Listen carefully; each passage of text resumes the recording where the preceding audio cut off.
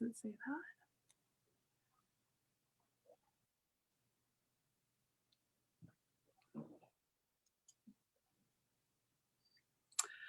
Good morning and welcome to Celebration Center for Spiritual Living. It is so wonderful to see everybody here today on Zoom. And if you are joining us on Facebook Live or this is your first time here, I want to give an extra special welcome to you. We're going to have a time later in the service to introduce yourself if you want, no pressure. And Celebration Center for Spiritual Living is located in Falls Church, Virginia, in the DC metro area. However, right now we are virtual, and so we're so excited that people are joining us from all over the place. I am so excited to be here with y'all today. I was at the Centers for Spiritual Living convention all week this past week. And, I said it this morning in my email, but it's really true. Even though that was a virtual convention, it still kind of felt like going away and coming home. And I'm just so happy to be home here with y'all and with this beautiful community this morning. And the first thing that we like to do here at Celebration Center is recite our vision statement together. And so Ivor is going to pull that up. Please stay muted, but say it aloud with me. We are celebrating spirit within and knowing the oneness of humanity. And without further ado, I am so excited today because I have a dear friend joining us as our guest musician. I didn't pull up his bio, and I probably should have because he has done all kinds of incredible, amazing things. It is Gary Lynn Floyd. He is one of our rocks of New Thought music and of Science of Mind, and he is just an amazing human all the way around. I'm so excited that he's joining us today. So let's welcome Gary Lynn Floyd as he opens us in some music. All right, Reverend Chris, I'm so glad to be with you this morning. This is awesome. I'm coming to you from Reno, Nevada. And speaking of oneness of spirit, this song's called One Big Family. It goes like this. Everybody, get up on your feet. See the light in everybody you meet. Everybody, get up on your feet. See the light in everybody you meet. Let us be reminded of who we've come to be. We are love, we are one big family. Hey, hey, yeah, yeah. Hey, hey, hey, yeah, yeah, yeah. Everybody, get up on your feet. See the light in everybody you meet. Everybody, get up on your feet. See the light in everybody you meet. Let us be reminded of who we've come to be. We are love, we are one big family. Hey, hey, yeah, yeah. Hey, hey, hey, yeah, yeah. Let us make a joyful sound. Here we stand on holy ground. Let us make a joyful sound. Here we stand on holy ground. Let us make a joyful sound. Hey, hey, hey, hey. Everybody, get up on your feet. See the light in everybody you meet. Everybody, get up on your feet. See the light in everybody you meet. Let us be reminded of who we've come to be. We are love, we are one big family. Hey, hey, yeah, yeah. Hey, hey, hey, yeah, yeah. Let us make a joyful sound. Let us make a joyful sound. Here we stand on holy ground. Let us make a joyful sound. Here we stand on holy ground. Let us make a joyful sound. Hey, hey, hey, hey. Everybody, get up on your feet.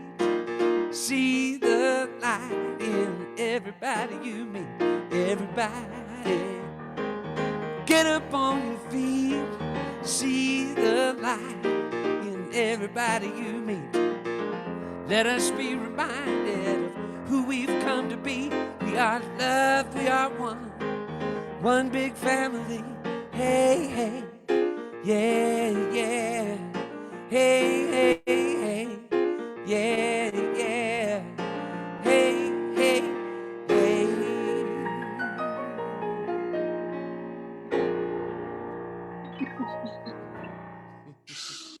Oh, thank you so much, Gary. I was dancing along. I hope everybody else at home was as well.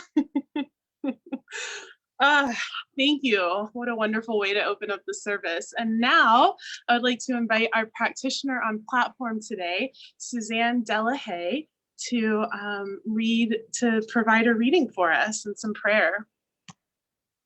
Thank you.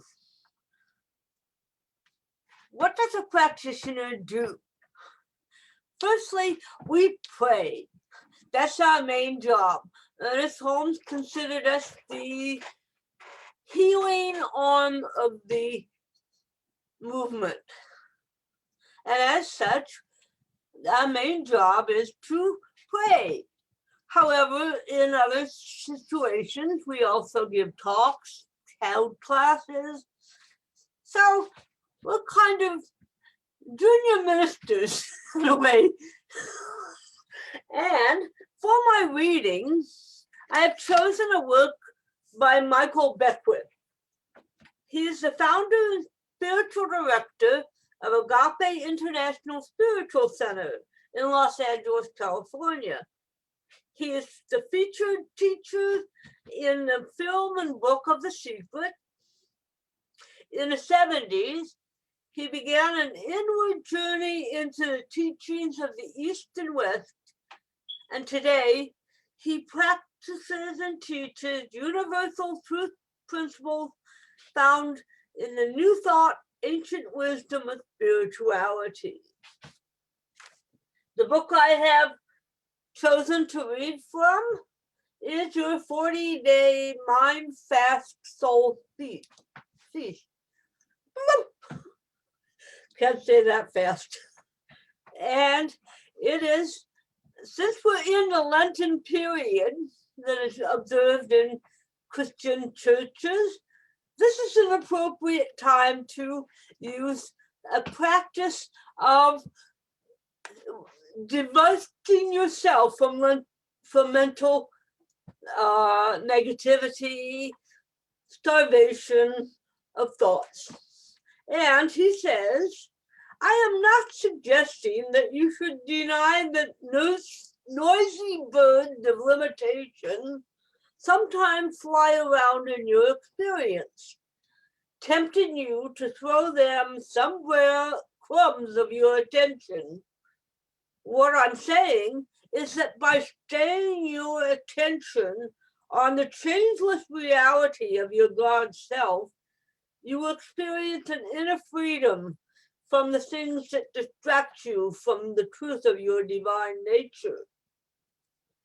There is a tendency in human nature to look to the external world for fulfillment that can only be found within.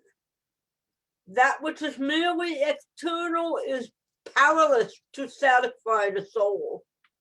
By reversing the searchlight of your senses and focusing your attention on that which is real, you will undergo a permanent shift in consciousness which will requalify your entire experience. And now we pray.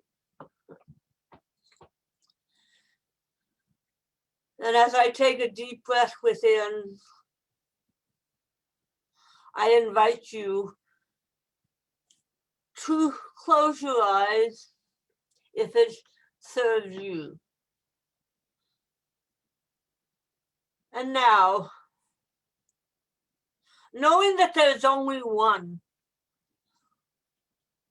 experience, one mind, one source, one expression that is all of us, And knowing that that expression is my experience right now, and all who are here in space, in time, I know that this experience it is blessed because it is one. And by owning that one,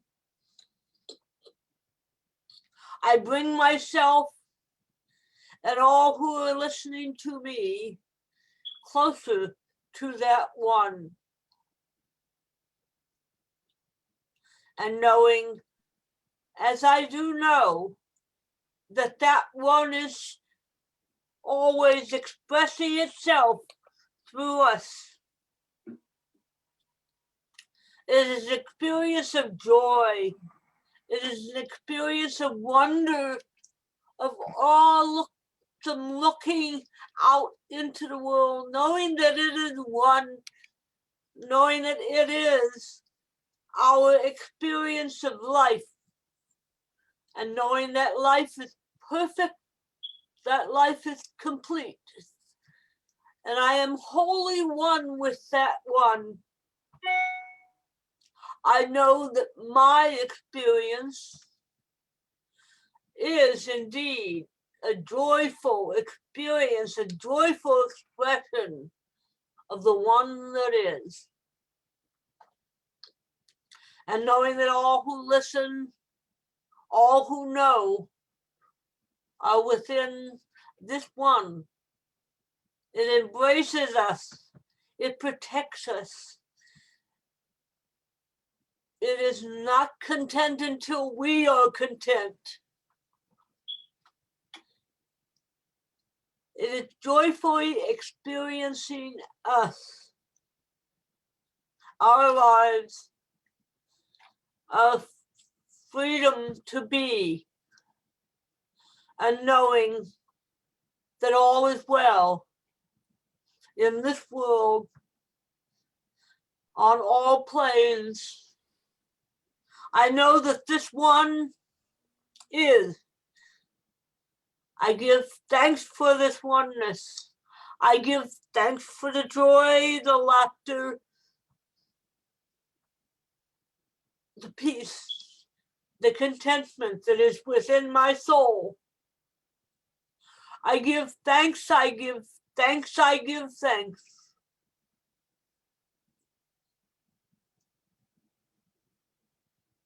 And knowing this, I release my words unto the law, knowing that they are the words of God and are done well.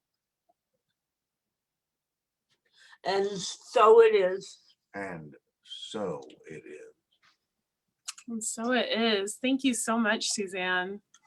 And now I would like to invite Gary back for another song.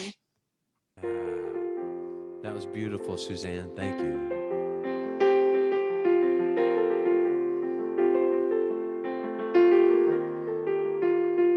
I wouldn't be surprised if peace broke out all over. I wouldn't be surprised if I found a four-leaf clover. 'Cause miracles abound. They happen all around me every day. I wouldn't be surprised if we put an end to hunger. I wouldn't be surprised if we just kept getting younger. 'Cause miracles abound.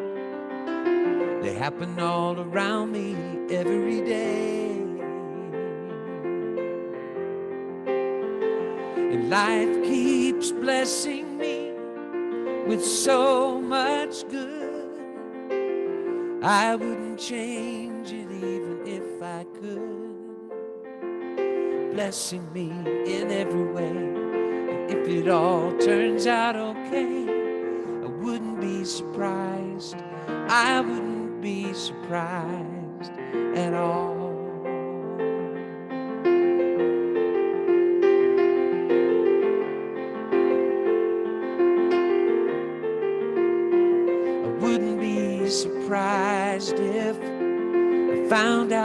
answer. I won't be surprised when we find a cure for cancer, 'cause miracles abound. They happen all around me every day. And life keeps blessing me with so much good. I wouldn't change it even if I could. Blessing me in every way. And if it all turns out okay, I wouldn't be surprised. I wouldn't be surprised. I wouldn't be surprised. I wouldn't be surprised at all. Oh, I wouldn't be surprised. I wouldn't be surprised at all. And life keeps blessing me with so much good. I wouldn't change it even if I could. Blessing me in every way. And if it all turns out okay, I wouldn't be surprised. I wouldn't be surprised at all.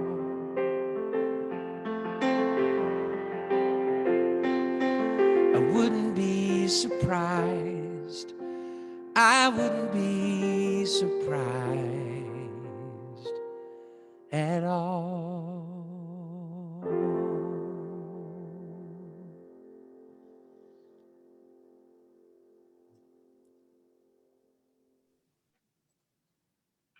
Mm.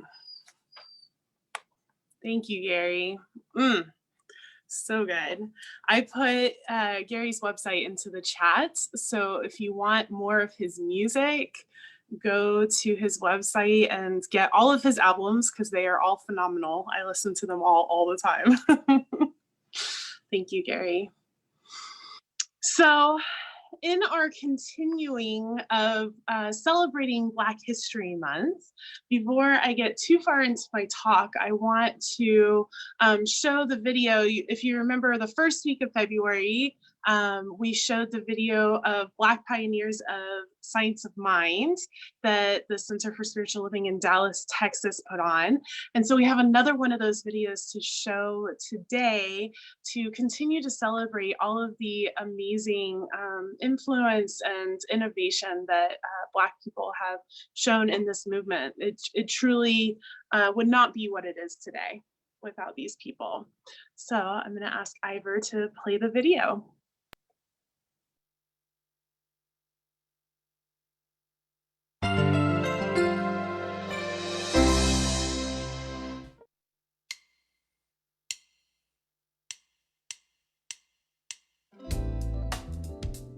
Here's a little-known Black history science of mind fact.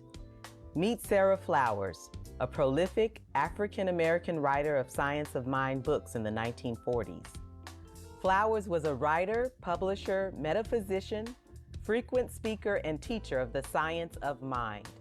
She took the major course at the Institute of Religious Science in Los Angeles in 1937 and wrote her first book, Common Sense and Its Application in Everyday Life, in 1941. Other books followed, including The Metaphysical Thesaurus and Metaphysical Dictionary, Should I Pay for Metaphysical Treatment, and Atomic Metaphysics, The Electrical Principle of Man. In Atomic Metaphysics, she writes, "In metaphysics, we must then recognize that there is a power that revolves in and around, out and beyond us, at a rate equal to the atomic energy in our material beings." But it's important to note what Sarah Flowers considered her most important work: teaching practitioners metaphysical treatment for all of the problems that confront us today. You might think Science of Mind's inclusive teachings of oneness would be immune to America's history of racial segregation, but that was not the case. Dr. J. Arthur Twine founded Eastside Church of Religious Science in his home in 1932. The congregation quickly grew and became the third church to be ordained and chartered by Ernest Holmes, the founder of religious science. It was a thriving multiracial church, but in 1945, Third Church of Religious Science, as it was now called, was moved to the bottom of the church listings in Science of Mind magazine and noted as a colored church. Ernest Holmes found this unacceptable and went to speak to church members. He said, "I have been told that too many non-Caucasians attend these lectures. True, there are Caucasians and non-Caucasians in this congregation, but this we must affirm. We are all children of one living God, one God that permeates all without exception, one intelligence that governs all, and most important, every man and woman who abides in the universe is a significant entity in the one universal consciousness. Our doors will forever be open to all. Whoever you are, be proud. You are a divine idea in the mind of God." The magazine staff immediately corrected this error and returned to listing churches alphabetically. The following year, Dr. Twine made his transition, but the church remains strong today as Third Church Center for Spiritual Living. A number of Dr. Twine's descendants became practitioners, lay leaders, and ministers, including his great-granddaughter, Reverend Stacy Hilton, who currently serves as co-spiritual director of the Las Vegas Center for Spiritual Living. Dr. J. Arthur Twine and Sarah Flowers, Black evolutionaries in Science of Mind.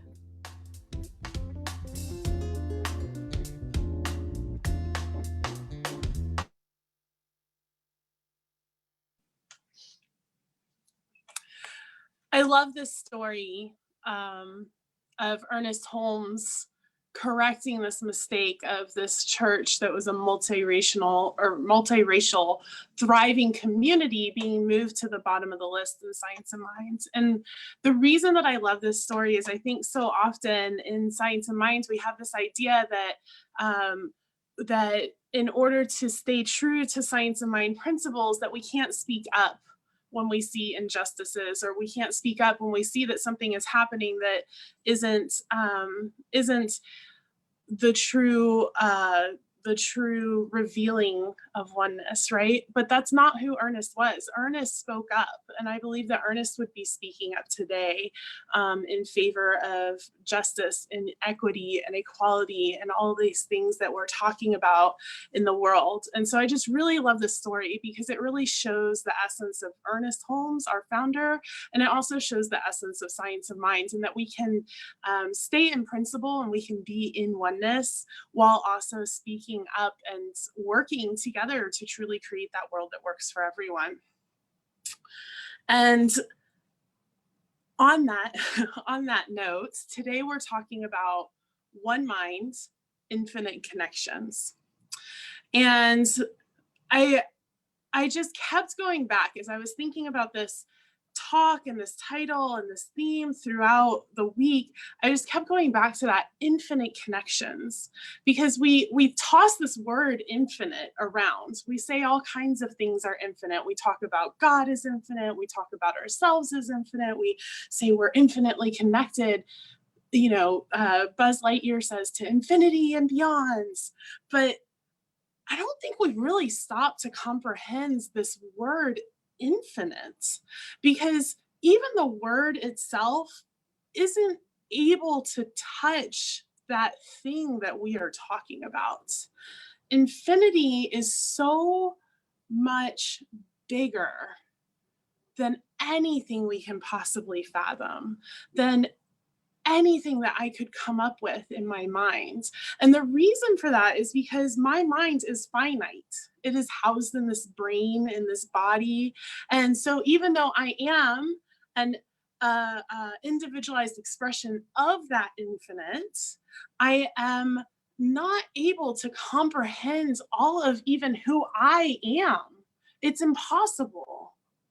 And then when I was thinking about, you know, the one mind, right? We believe in oneness. We believe that there's only that one mind going on, and it is showing up in and through and as each of us.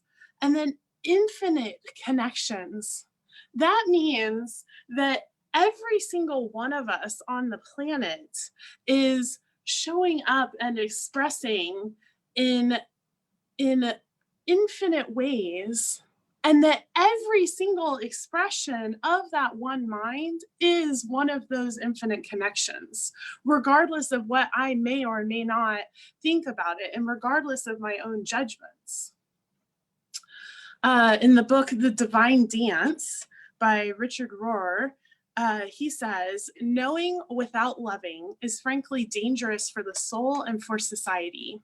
You'll critique most everything you encounter and even have the hubris to call this mode of reflexive cynicism thinking, whereas it's really your ego's narcissistic reaction to the moment.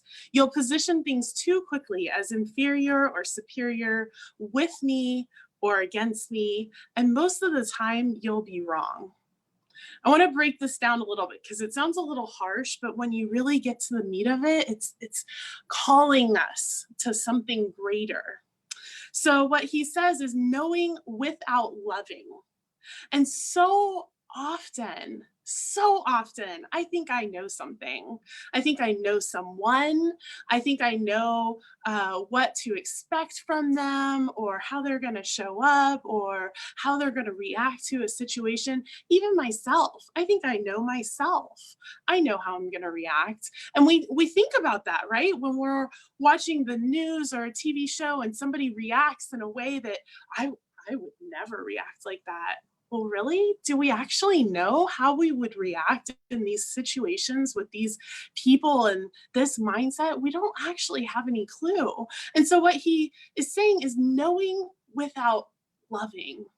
And that is the key, is that love.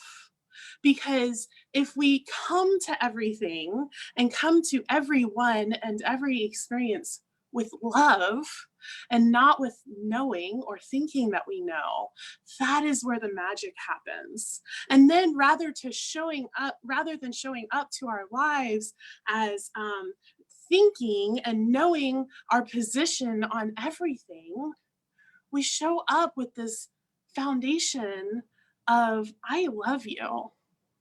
I love you. And I love this world, and I love my life, and I love myself. And so let's see what's going on. And to me, it's approaching, instead of with this air of knowing, we approach with curiosity. I approach everything with curiosity. I recently had an experience. I have a friend, and we were friends a few years ago. And then several things happened, and I lost trust in this person. And so I stopped kind of interacting with them. And I would return phone calls when they called, but I just kept my distance because I didn't trust them. And I knew how they were going to react and respond in situations, and I just had no interest in that. And one of my best friends is one of their best friends. And so I was always hearing about all this stuff that this person's doing. And I was like, well, that's great, but I just have no interest in having this person in my life.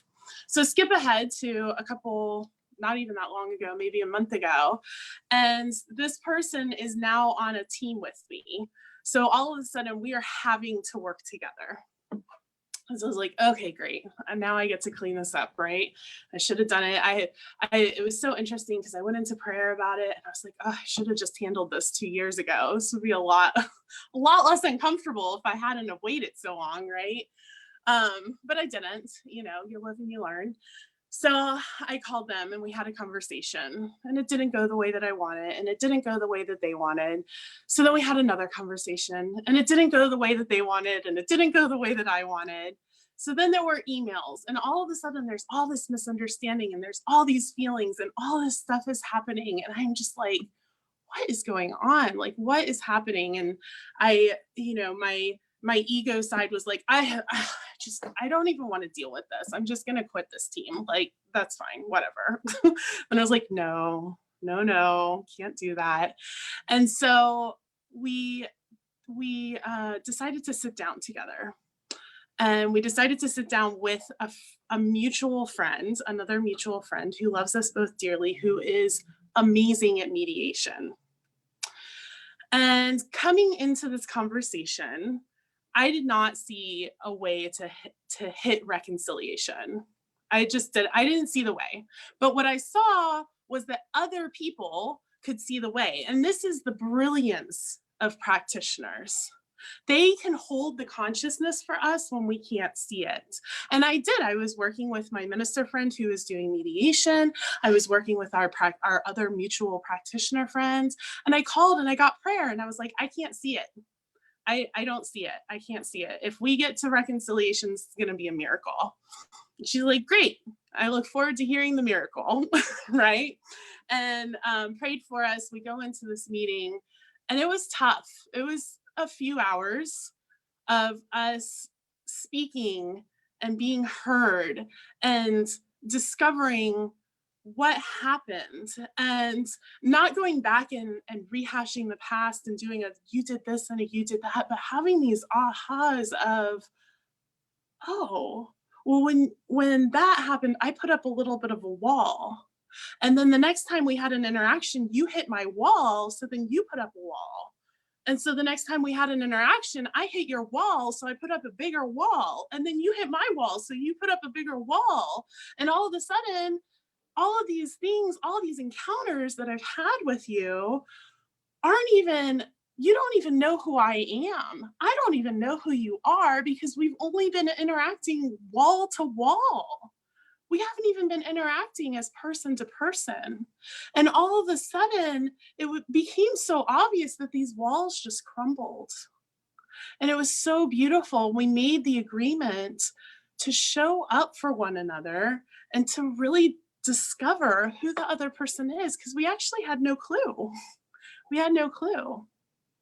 And that to me is the beauty of showing up with loving at the forefront. And sure enough, we get off this phone call and I called my practitioner friend and I was like, let me tell you about the miracle.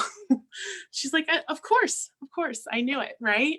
And it really did shift everything. And we made an agreement together. We talked about it. We didn't just assume and have expectations. We talked about it. We are making an agreement to start over fresh from this moment and to relearn who the other person is and to have a new experience together. And we're doing that. And it's been working. And it's been really incredible to witness because that person is just another infinite connection of the one mind. Just as I am an infinite connection of the one mind. And I love that. I love the willingness. It didn't take me I didn't need to see how we were going to get there.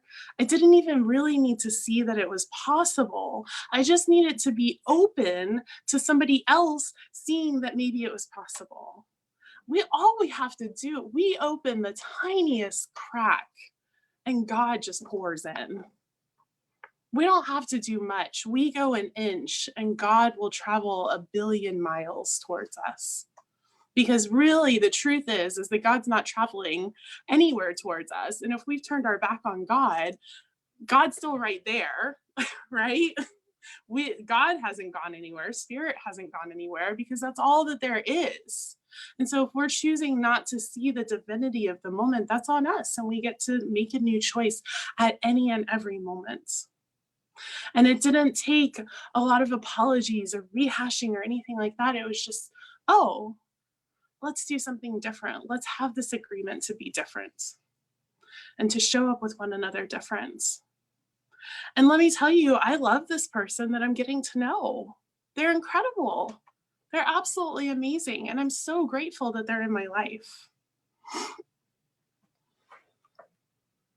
So I was at convention this week. I know I've told y'all like 50 times. I love convention. It is exhausting, even virtual, even sitting at home and at the center in my office, attending these events. I still was wiped by the time it was over on Friday because it's just packed. They pack it full of workshops and spiritual practice and breakout groups and connections and speakers and music. And it is just so amazing. And I left so inspired. And one of the speakers that they had was Stefan LeBlanc. And he is a CEO. He does a lot of work in transformational leadership. And his talk really spoke to me, specifically around our community here at Celebration. What he talked about was our story and storytelling. And he talked about it from several different angles. But what he said was, one of the questions that he asked that really piques my curiosity is the story that you're still telling supporting where you're heading? Is it supporting your vision? And there are so many stories. This community has been around for longer than I have, right? This community is older than me. And which several of y'all have pointed out to me on several occasions. And there's so much history in this community. And a lot of it is amazing. I'm working through the congregation. Feel free to contact me if you want to have your meeting sooner rather than later, but I'm going to get to everyone. I am talking one-on-one with all of y'all, every person who is a member of the center. And I have a series of questions that I'm asking. And one of my questions is, what is a favorite memory that you have of Celebration Center? And I didn't know what I was going to get. I didn't know what y'all were going to say. I've had probably 5 of these meetings so far. And the stories are so rich. And some of y'all have pictures that you're showing me. And you're, oh, let me go grab this off my altar to show you. And this happened and that happened. And when this person was here and this, I can just feel the heart of this community in these stories that y'all are telling me. And that is the power of storytelling, right? Is that all of a sudden you're not listening to the person from a place of knowing, but you're really getting to the heart of who they are. And we have some stories in the center that maybe aren't serving us anymore. And I've heard some, I wouldn't say a lot or even all, but I've heard some stories from this community. And I've heard some grief and some heartache around things that have happened in this community. And I think that it is time, sometime soon, to process through that grief together and move into our new story. And we're talking about, we're reciting our vision every week together. And I know y'all did that when you were in person. And I'm asking another question that I'm asking. So all of y'all who haven't had your meeting with me yet, you can be like, you're getting a little sneak preview. You can write these down if you want and have your answer all prepped for me. But another story or another question that I'm asking is, how does our vision come alive for you? And everybody has a really phenomenal answer. For everyone that I've talked to so far, this vision is so alive. And what Stefan talked about is the power of owning our entire story without being caught up in it and without necessarily allowing the entire story to affect the future and affect where we're headed. Principle is not bound by precedent. God does not care what the past holds. At every new moment, we can show up in a new way. And so this conversation of storytelling and of mythologizing our lives is really what it is. It's just so powerful to me. And so I've been thinking, I've done a lot of work on mythologizing my own life and seeing, I am the hero of my own life. And I have been on many, many heroes journeys, and I got to write a lot of papers about it in ministerial school. And we can do that here at the center, because the truth is that everything that has happened, every single moment, everyone who has come and who has gone, every minister, every talk, every moment, every hug, every conversation, all of that has led to this moment. And I feel like we are headed in a phenomenal direction. We are in a really great place. And one of the things that I really loved about the center when I was candidating and looking through is this center is amazing. There is a depth to this community that is hard to come by. And so it's taken all of these years and all of these stories to arrive at this depth and this beauty that is here at Celebration Center. And now we get to tell our story moving forward. So that was Stefan LeBlanc. That was one of probably 20 speakers that I heard, right? So that's why I was so exhausted by the end of this, because it's just constant ahas and oh my gosh, and I never thought of it that way, and oh, this person is amazing. And I'm sure I'm going to have more stories for y'all, but I invite you this week to look at, as you're looking at your own infinite connection to the one mind and your own way of showing up, I invite you to ask yourself, are all the stories that I'm telling the stories that are still serving me and showing up as the one? Ernest Holmes, in the Science of Mind text, our founder, tells us, in moments of deepest realization, the great mystics have sensed that one life flows through all, and that all are some part of that life. We are all that infinite connection, every one of us. And we're not just one connection of the infinite connection. No, we are the infinite connection of that one mind, every single one of us. And so however we are each showing up, whatever dance that we are each doing with one another, it is all necessary for the story of the divine to be complete and to be whole. There's a quote, I'm pretty sure it's by Thomas Troward, and I'm going to paraphrase it.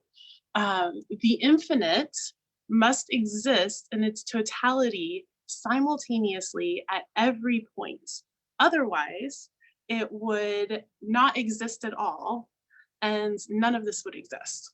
So super paraphrased. The infinite must exist in its totality at every point simultaneously. And so that means that at every point of view is the infinite.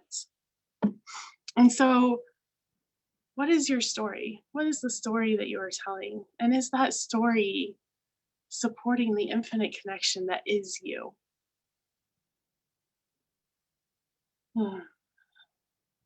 And so now, in the continuing theme of stories, if y'all remember a couple of weeks ago, I started a question during Tell Us, and I'm asking this question again. I told y'all to think about it and that we would revisit it. In celebration of Black History Month, tell us about an African-American person or a Black person in your life who you have been strongly influenced by. And tell us just a little bit about that person, perhaps tell us a couple of stories. And really, let's use this power of storytelling to celebrate these amazing people in our lives. And so I invite you, I'm going to open it up for Tell Us. I invite you to raise your hands if you have a story that you would like to share about a person. This can be anyone. It can be a historical figure. It can be a celebrity. It can be somebody you know personally, somebody you used to know, somebody you've watched from a distance. It can be anyone. Melinda, I see you. Go right ahead. You are muted, darling.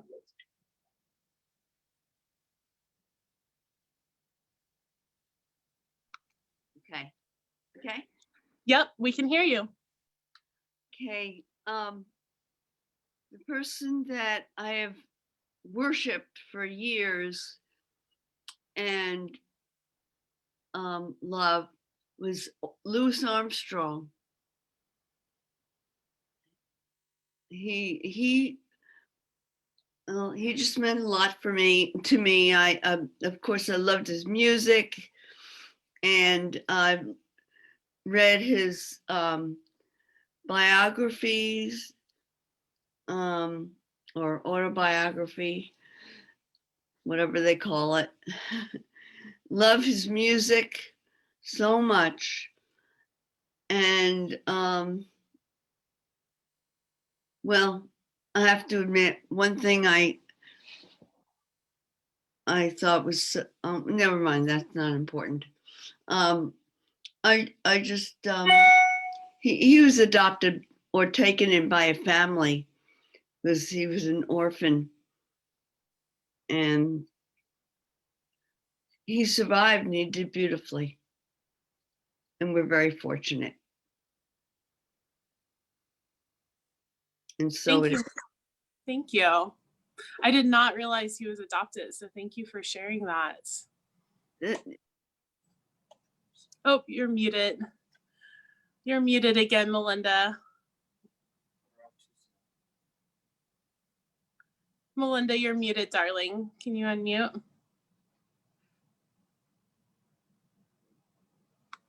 Unmute. Okay. There we go. Yeah. Louis was actually adopted by a Jewish family. And they introduced him to the trumpet. Oh, wow. And to singing. And that's how he made it. And I've always loved him. I'm of Jewish origin also, and I guess that's part of why I was really taken by that. But I think if he were still around, he would have been a member of our center. I can agree with that, that he would believe in these principles as well. Absolutely. Yeah. Thank you, Melinda. Does somebody else have somebody they would like to share? Oh, Jewel, I see your hand up. Yeah, more than one. I'll go quickly. When I was 18, I needed to move out from my dad's house, and I had to stay in school to keep insurance. So my friend Heather, who I met doing a play at a community theater, gave me a place to live. And she is so strong.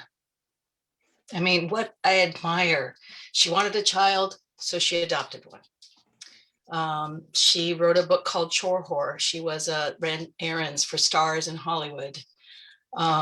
She has been my friend for a long time, almost 40 years now. God help me. And she keeps reinventing herself, and she practices the Quaker faith, but she does a lot of science of mind in her life. So when her son showed signs of not being typical, she started homeschooling, and then created a whole homeschool opportunity for kids to travel the world in the summertime and to have classes together in the arts. So she's an inspiration to me and a dear friend. My friend Paula Christmas Hicks, now Lady Westfield, she goes by her radio name. I met her when I was 19. She was in an abusive relationship and basically said, if you touch me one more time, I will take the shotgun and take care of you. Worked her way out of that into a life that she creates herself, her strength, her solidness in herself, who she is, and knowing who she is. And then I taught in Hyattsville, Maryland, and I was called Mama Schrader. And these children, they're so strong. They are so hopeful. They are so community driven. And what I love is I was not raised with a community driven philosophy. I was not raised thinking we come together to create a reality. And it's one of the biggest lessons I have learned from my family in the African American community, is that you come together to make a change. You come together to live a rich life. And that's really where the rich life is. So thank you. Thank you, Joel. That's beautiful. And I love that reminder. And I love the reminder that diversity is so important, because we learn lessons from others that we didn't get from our own upbringings. It's so important. We have time for about one more person. Ed, I see your hand. Thank you. I just have to bring up Duke Height. One of the founding members of our center. The Height Hall is named after him. And for much of his life, he and I became best friends. I met him on my second visit to the Celebration Center back in 1992, 93, actually, early 93 that was. And we got to know each other and we participated in a lot of things and got involved. And he was leading the education program then, and I got involved with him in that. And we just did a lot together. And we ultimately became best friends. And I ended up having the opportunity to be with him as he went through his end of life process. And I visited him every day for the last 2 weeks of his life. The last time that I visited was when I had to leave, was just 2 hours before he died. And he was not conscious anymore. He was unconscious. So I had been with him in his last conscious moments and watched him go into unconsciousness. And for about almost a day, he was pretty totally unconscious before he passed. So he went in peace. And he talked about that peace with me at the end of his, talking life. So Duke is just one of the big memories of my life. And he was a Black man, and I just loved him so much. And he's still a big part of my life. I think of him every day. Thank you so much, Ed. And Suzanne, I see your hand, but we need to move on. So please hold it, because I'm going to ask this question again next week. So next week, come with your person to talk about. And I want to say about Duke, I never got to meet Duke. However, a lot of y'all's stories involve Duke. A lot of the really amazing, beautiful stories of the richness and the depth of the center involve Duke Height. And his presence is so here in the center. And there's a picture of him on his Duke Height Award in the library behind me, and I talk to him. His presence is so close that I say hi to him, especially when I see his picture. And because of all of y'all's stories, even though we haven't been in person together, I think about him all the time here at the center, along with all of y'all. That's how incredibly pervasive his presence has been in this community. And even, with his bequeaths and everything, he has supported me in being here with y'all. And so it's profound to think about the impact and the difference that he had, that we can have, that anybody can have on people's lives that we never even meet. What difference are we making in people's lives we didn't meet? So Suzanne, hold that thought, and I'm going to, I see Suzanne said Duke was our teacher in first year practitioners. That's awesome. I'm sure he was an incredible teacher. I've heard of his teaching skills. So with that, I am going to invite Gary back to sing another song. All right. Reverend Chris and I were talking right before we started. And she said, just listen to the talk, you'll know what to sing. And this is a song I wrote with my friend Robin Hackett. It's called Infinitely, believe it or not. So here we go. Faith, love, and wisdom, the power to be all that's been given, living in me, now and forever. I will be free here in this moment, infinitely. Love, hope, and freedom, the truth will live on. Spirit arising, steady and strong. now and forever. I will be free here in this moment, infinitely. Open my eyes, all I can see are skies upon skies waiting for me, waiting for me, infinitely, infinitely. Faith, love, and wisdom, the power to be all that's been given, living in me, now and forever. I will be free here in this moment, infinitely. Open my eyes, all I can see are skies upon skies waiting for me, waiting for me, infinitely,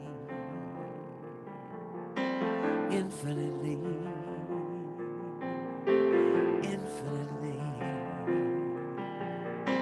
infinitely. Open my eyes, all I can see are skies upon skies waiting for me, waiting for me, infinitely, infinitely, infinitely, infinitely, infinitely.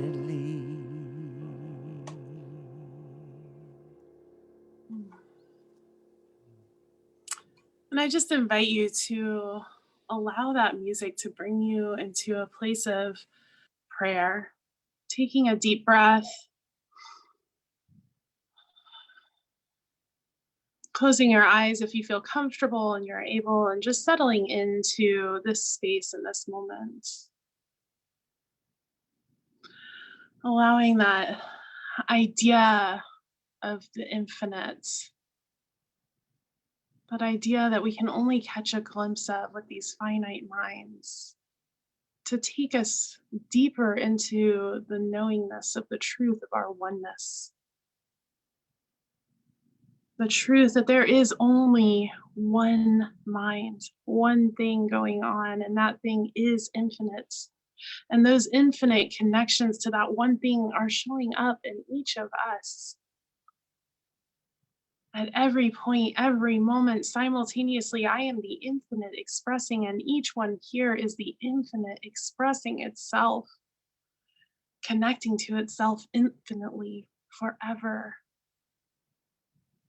throughout time and space, and yet beyond time and space to something outside of what we can imagine. And it is from that place of power, that outside of imagining, that I know and affirm that each of us is telling the story and the stories that are supporting our vision, that are supporting where we're headed. And I know that each of us is powerful beyond measure. And that at every new now moment, we can turn back to that infinite presence that is right here, nearer than our breath, closer than our heartbeat, because it is who we are, at the very core of who we are. And our stories tell this, and our experiences support this, and our vision knows this. And that is true for each of us individually, and that is true for Celebration Center collectively.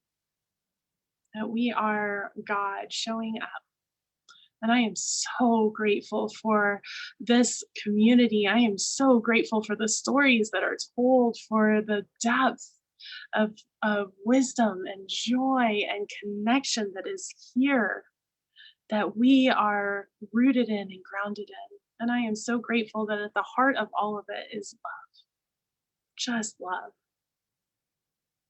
And so, knowing all of this to be true, this and so much more, an infinite expression of the divine, I can simply release my word and know that it is done as I have spoken, as we stay together. And so it is. And so this is the time of our service where we offer our gifts and we also offer prayer.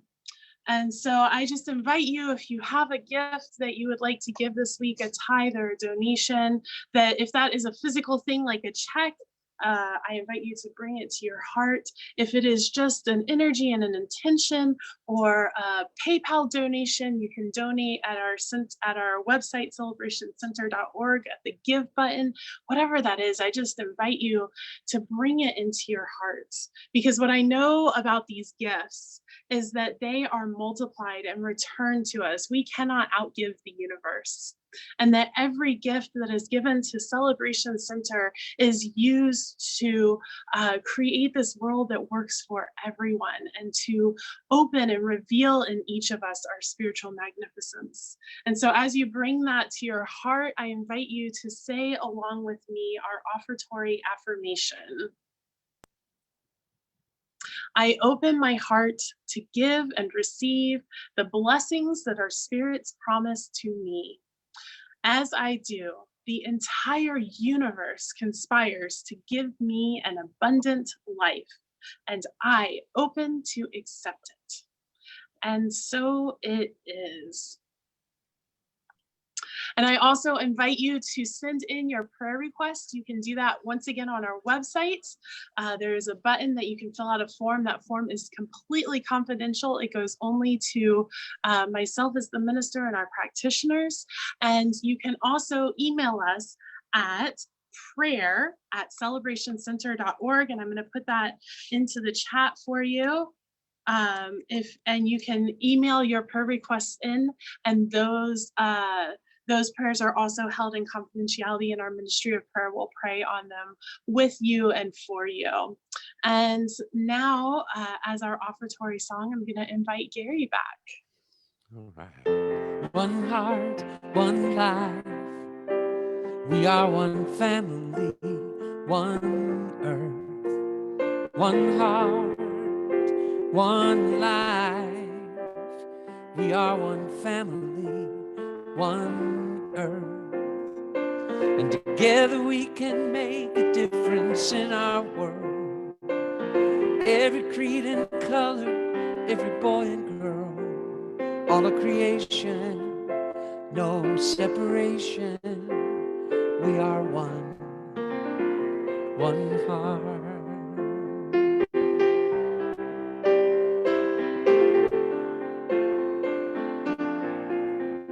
One heart, one life.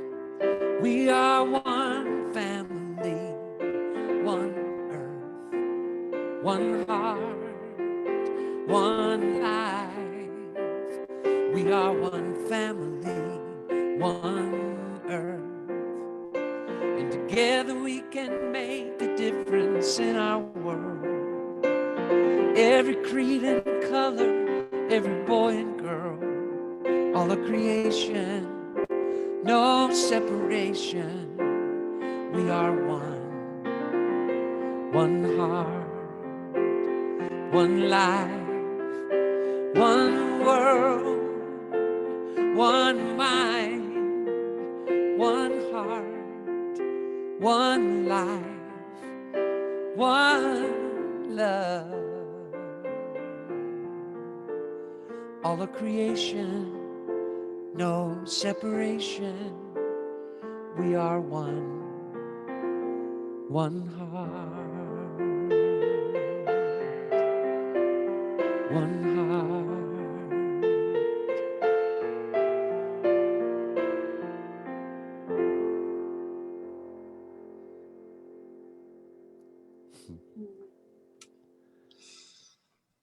And Suzanne, would you like to bless our gifts and our prayers? You are muted.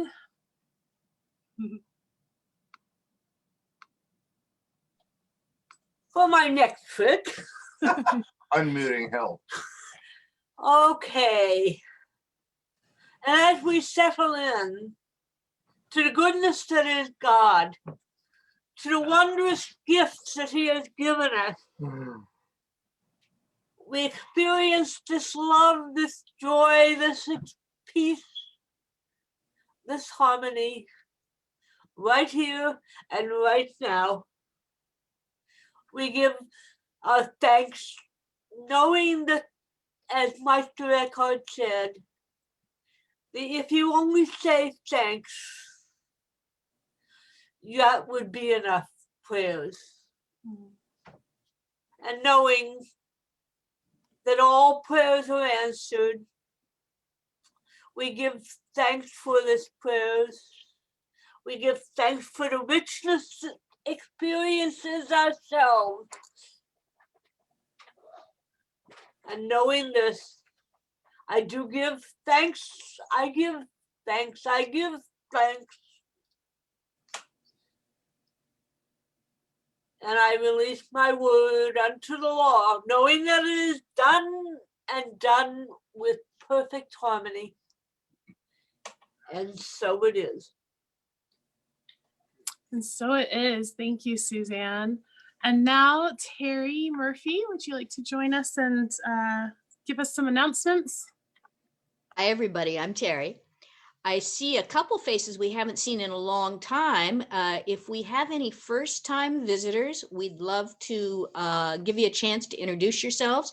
Or perhaps if we just haven't seen you in a gosh darn long time, is there anybody who would like to tell us who they are and how they found us or how they found their way back to us? Just unmute yourself and say hello. Anybody? Well, we are delighted that you're here and hope to have you coming back. Our main news item this week is that Reverend Chris is going to be teaching her very first class. We're so excited about this. It's going to be each Wednesday in March. That's 5 Wednesday evenings, 6:30 to 8:30. The class is Spiritual Principles and Practices, and it's good for newbies and it's good for long timers. I'm excited about this opportunity to be in Reverend Chris's first class. I'm sure it's going to be a historic moment. So to register, you can either go to our website, celebrationcenter.org, and scroll down to classes. You'll find a registration button there. Or I believe that Ivor is going to put in the chat for us the direct link. Oh, there. Okay, there we go. Ivor's going to show us. Scroll down to classes. Oh, too far. Oh, too far. Whoa, back, up. There's a link right there. Under classes and discussions on metaphysics and spirituality. To register, click here. There's a link. And there's also more information down below in under special events. Or Ivor will just put the registration link in the chat box. Yeah, under upcoming. I'm sorry, Ivor. I got you on a wild goose chase there. Under upcoming, there's more information. So that begins the first Wednesday in March. Hope to see you. Otherwise, just want to remind you, please like us on Facebook, come RSVP for our events on Meetup, and share our posts as widely as you can. And other than that, just our ongoing events continue as usual, the yoga, the meditation, the Wednesday Connection Circle, and the chanting. You can find information about those on the website as well. Thanks so much. Have a great week.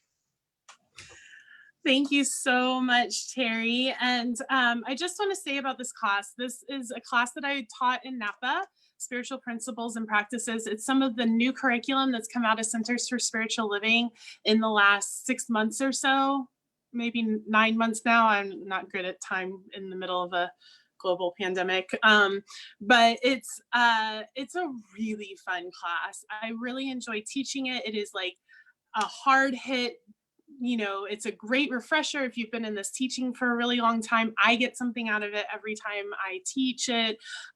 If you're brand new, it'll give you a really strong foundation to Science of Mind principles. It's only 5 weeks long, 2 hours a week. We're going to get in, get some good stuff going, and get out. So I invite you to join us. It's a really phenomenal class. And before I invite him back, let's all give Gary just some extra love. Isn't he just the best, most wonderful ever? I love him, and I'm so glad that he was able to join us this week for something special and something different. And yes, so if you are on Facebook right now, hi Stephanie, I saw you waiting. Hi Stephanie. If you're on Facebook right now, please come back after the service onto Zoom if you would like to join us for our community connection. And otherwise, let's bring Gary in for one final closing song. Thank you, Reverend Chris. We have spent time at teen camp together, and then in Napa when you were here, and I can't wait to be able to come to Virginia and see you all in person. So until that time, I leave you with this blessing from my heart to yours. Love be with you, peace enfold you, spirit lift you, breathe it in. Truth come through you, may good flow to you, let joy renew you till we meet again. Love be with you. Ooh, love be with you. All together, hand in hand, we see the light, we take a stand, and we are changing. A whole new life for you and me. Take your past and set it free. Share this blessing. Love be with you, peace enfold you, spirit lift you, breathe it in. Truth come through you, may good flow to you, let joy renew you till we meet again. Love be with you. Ooh, love be with you. One more time, here we go.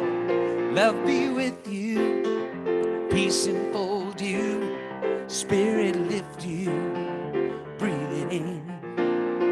Truth come through you, may good flow to you, let joy renew you till we meet again. Love be with you. Ooh, love be with you. Ooh, love be with you. Ooh, love be with you. Ooh, love be with you. I love you all. Thank you, Rev. Oh, we love you, Gary. And I saw all the dancing. It was so much fun. And so with that, I just send us out. Love be with you. And we are going to say bye to our Facebook friends. Join us at celebrationcenter.org. Click on join Zoom events if you would like to join us for our community connection.